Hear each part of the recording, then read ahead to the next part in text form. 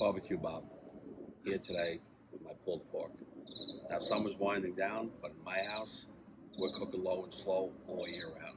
One of the things I'm always asked at these get-togethers, how do you get this pulled pork so tender, so juicy, so flavorful? Well, that's what I'm going to show you now. Nice 12-hour, low and slow, the Barbecue Bob way. Let's take a look. So first things first, we're going to unwrap our piece of meat. We went with a bone and pork shoulder. Some people refer to it as a Boston butt. They can be a little different. The butt tends to be a little fattier in the marble sense, while the picnic shoulder has this hard cap that I'm removing here. You want to remove all of that hard cap. It's not really good for what we're going to do. You do want to keep a decent amount of fat because you are cooking low and slow on a longer cook. You're going to need that fat. It's going to render down. It's going to protect your meat from drying out. Again, just take that entire hard cap off. You know, you're going to have to, some folds along the way. You're going to have to get underneath, really slice it up pretty decent to get it out, but it's not hard to do. You can't really mess it up. Plenty of fat, so it is a forgiving piece of meat. It's one of the reasons why we like to do this with the pulled pork. You can go a little longer. You can go a little slower. If you're in a rush, you could do it fast and hot, but it's not going to yield that same product. Right over here is where I was talking about the fold. Just kind of do your best. You can go slowly with that, tuck around, move as you have to. Make sure not to nick your hand at all, because when the meat's cold you can get lost in there and lose the feeling between the meat and your fingers. Just want to be careful there. As you see, there's still a generous amount of fat there. Like I said, we're going to need that. It's going to render down beautifully. Don't worry about that if you don't like fat. It's all going to dissipate within this 12-hour cook time anyway.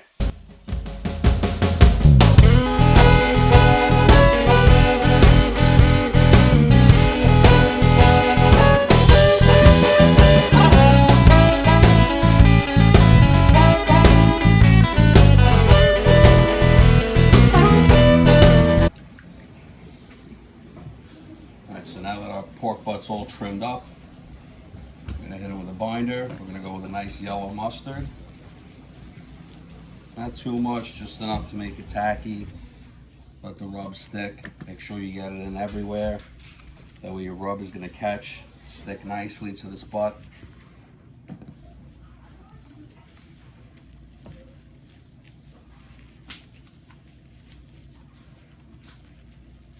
You got that set massaged in. You're going to take your rub. We're going to go with two different on this one. Give it a nice flavor profile. First, we're going to start with our cherry chipotle rub. Don't be shy to get it in there. This is going to be a longer cook, low and slow, the Barbecue Bob way. Smoke it up nice. Make sure you get it in everywhere.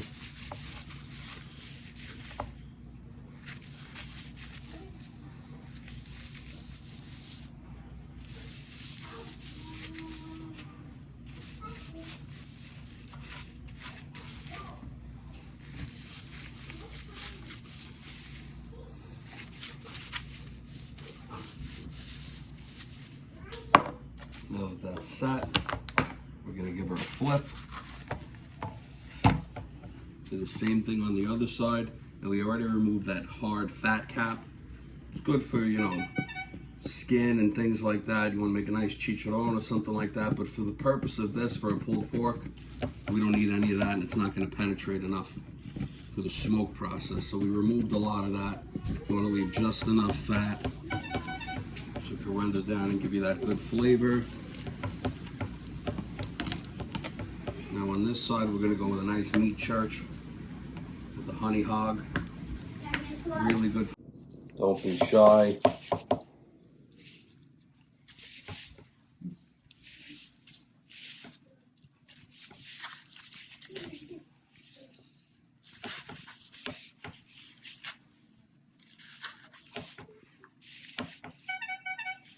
Once that's all done, you want to let it rest, give your rub time to penetrate. Some people say 25-30 minutes is enough. Give it 1 to 4 hours, really let it get in there. Then after that, we'll throw on the smoker. So we'll be back in a little bit. So today we're going to be cooking on the Pit Boss 6 Pro Series Elite. Real simple machine. pellet fire, nice and easy. Already loaded up our pellets. We have a drip tray, which we also filled with water, just to keep that extra humidity and steam in, since we're going with a nice long cook here. The water tray that comes with the pit boss is already filled, fired up.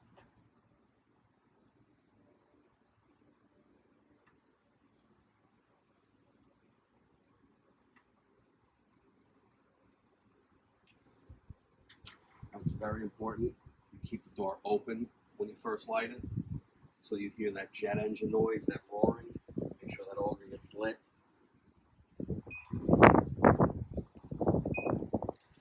We're going to go into smoke mode. We wanted a little extra smoky, so we're going to go on 6. Since we're going with a low and slow, the barbecue Bob way, we're going to set it to 225. That's it. Now we just wait for her to fire up. When she gets going, we'll close the door, we'll go inside, we'll grab our pork, we'll throw it on. Alright, so now that our rub's set in, our smoke is at temp, it's time to throw her on.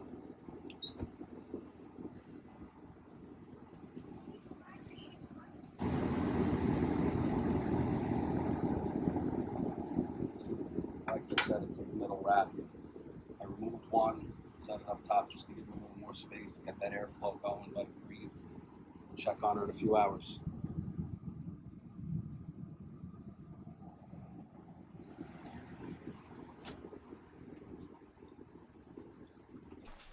So right about here, we're right around that 10-hour mark. You see we got a nice bark forming. I forgot to put it into Fahrenheit, but that's okay. Some simple Google tells us we're about 150 right there.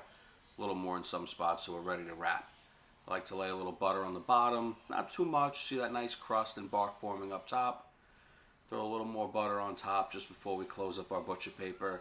Just helps really seal that moisture and maybe add a little extra to it as well. More butter, more better. Never forget that. After a couple more hours, now she's ready to unwrap. You see all that extra moisture. That paper went from a pink. Now it's sitting brown with all the juices of the pork and everything.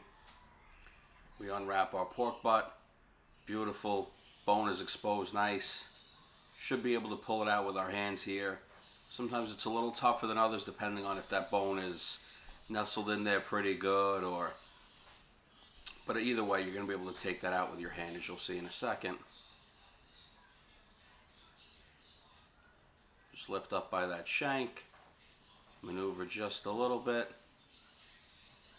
Now, if you're not used to doing this, you might want to put some heat-resistant gloves on. It can get a little hot as you get towards the center of that pork.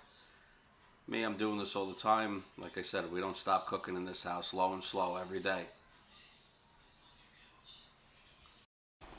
So as we start to remove that bone, you're going to want to pull it gently. Separate some of the meat if you have to. You get that bone out nice. Then we could start, getting ready to shred this pork. Majority of it, far majority of it, you're going to be able to do with your hands at this point. Nice and easy. Go through it slowly. That way, like I said, any remaining fat you can kind of get out of there so you don't have any of that muck inside your pork. You want to put a nice product out for the people to eat. You can get, claws if you want. You can use 2 forks. You could shred with your hand, whatever you're comfortable with. Either way, you're going to have a nice product here. You see there's a big yield, a lot of meat. This was a 10.5 pound piece of pork that we cooked. And, after this 12-hour cook, we yielded about 8 pounds or so. Right, so now that our pork is all shredded, should look something like that. I choose to remove almost all the fat when I shred it up. I'm not going to heat it that long after we sauce it up. For a little bit of sweetness, tackiness, you can use honey or syrup, either way, whichever way you like to go. Not much, just that. We already got some sweetness in there from our rub. And we take our favorite sauce, whatever that may be. Nice, generous amount.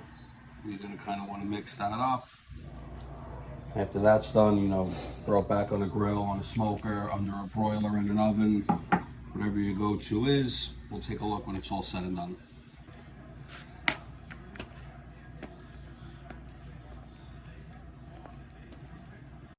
And there it is. Your finished product is going to look something like this.